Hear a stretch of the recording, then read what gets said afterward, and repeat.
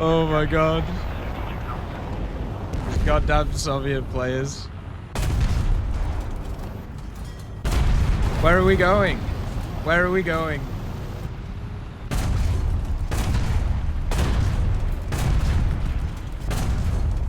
Oh!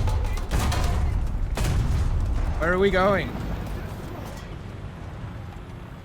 Oh my lord. Where are we going? What are we doing? Where is the team? Hello?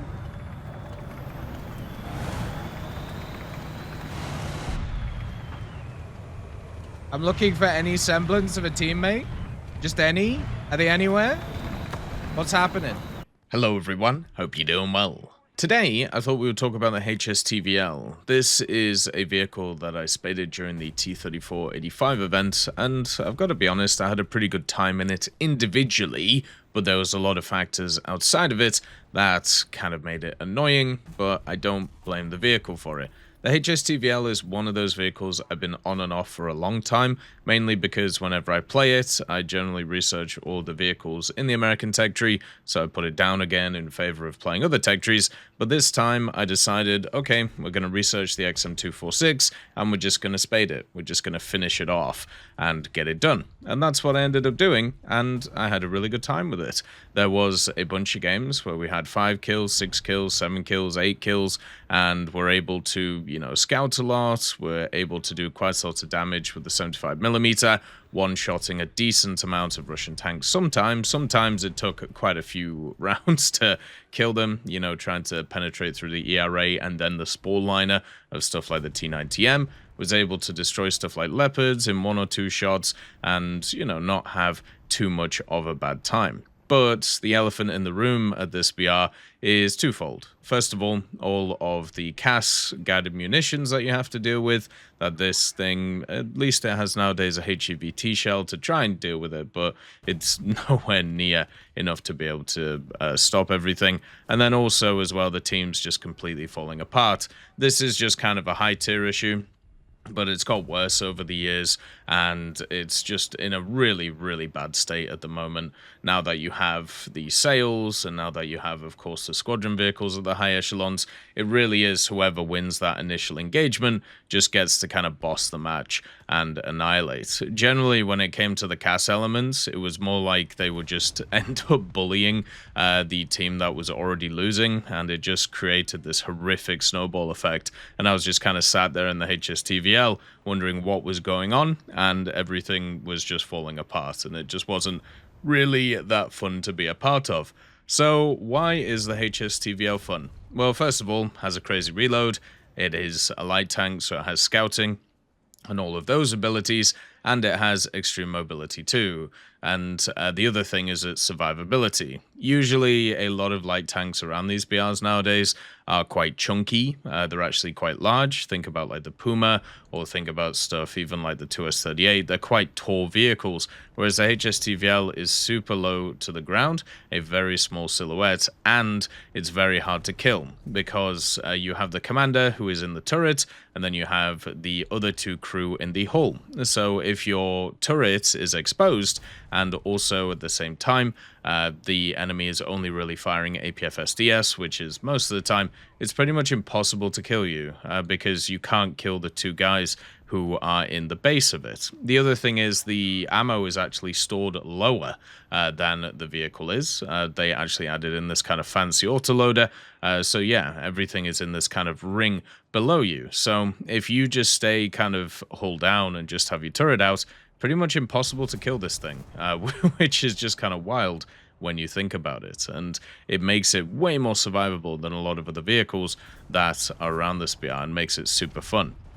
The other part of it is the mobility. This vehicle can absolutely blitz forward, it can blitz backwards as well, and meaning that repositioning is really not that hard to do, and while you're doing that, you can scout all of the enemies that are there, that are attacking you, and you can basically end up trying to help your team through that way. So even if you are in a matchup, or even if you're in an area where things are kind of falling apart, at least you can give your team some information while you go down with a blaze of glory with the 75mm cannon. Now, this APFSDS, the XM885, it has up to 276 millimeters of penetration. I would say that in 90% of cases, this round was fine. I was able to go through a lot of stuff and kind of nuke certain vehicles. The only times I had problems with it were kind of twofold. So number one was when I was getting rushed by enemies and I would aim for the gun, it would hit the gun and it would just do absolutely nothing. There was times where it would destroy the barrel. There was other times where it wouldn't destroy the barrel. The RNG nature of that just kind of annoyed me because it meant that I couldn't rely on it. And the other one is lower glacis shots against like stuff like certain Leopards, obviously the STRV-122s and other vehicles of that ilk. I felt like I was penetrating through the low glacis, Type 90s as well. I was penetrating through the low glacis, and then it would just get stuck on the driver. It wouldn't destroy them, and it would only like yellow the driver, or it would do something like that.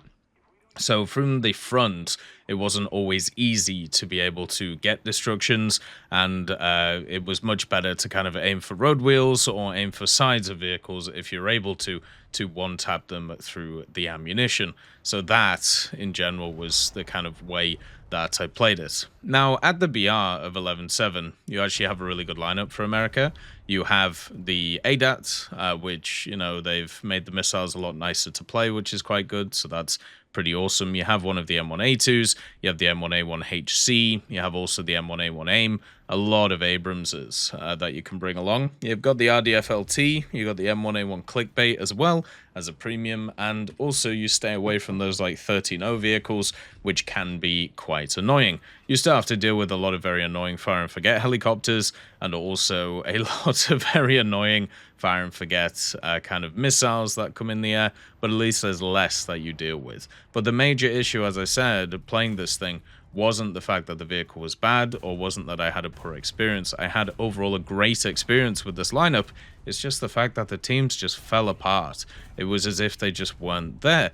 And that means that even when you're sat there, like trying your best to get as many kind of kills as possible to be able to push forward, you are dealing with enemies which are constantly spawning over and over again because they have enough spawn points, because they've just annihilated everybody else in your team, and you are just sat there kind of like on an island trying to stop everything coming in. Remember, with the Leopard 2A4NL, we had like a 70% win rate, or at least close to. In the T90A, which I struggled with, we ended up with like a 55% win rate. In the HSTV-L, we played 125 battles, 46% win rate, 194 ground kills, 113 deaths, and 7 air kills. So we basically went 2-to-1 in this vehicle, which definitely, I would say, after I got the mobility upgrades, it massively improved the vehicle. So that's when we were able to do a lot of that, actually, the actual kind of destructions. But the major problem was I was left on so many situations where I was just surrounded by other vehicles and just going, what the hell do I do here? Like, what is my modus? Like, what am I here to do? And all I could do is kind of scout and try and deal with them as they came in. I think I have like a clip from Twitch where I have to deal with like 6 or 7 of them that just kept pushing me over and over again. And that is basically what the HSTV-L is. It's just trying to survive those situations. And if you do survive them, another wave of enemies is coming anyway. And eventually, you do run out of ammo, which is kind of annoying. I would say and recommend this vehicle, but as always, top tier matchmaking can be brutal, can be pretty rough at the end of the day. But this one is a unique experience that is incredibly fun by itself. As always, I hope you have a wonderful day, and I'll see you next time. I'd just like to thank GMG Smiley, CD Beans, Chieftain Mike, EMN3 Galaxy, Tulio Pontecorvo, Brendan Quinn, Carrion Crow, Gus Irenicus, Pyman, Wartinder, Teddy, Daniel Stanton, Martinez, B. Young, Ozzy Panzer, Alan Hacker, Liam Shear, Opium Prime, Lafouche, Sem, Aslan, Uncle Bean, and Derek R. for supporting the channel.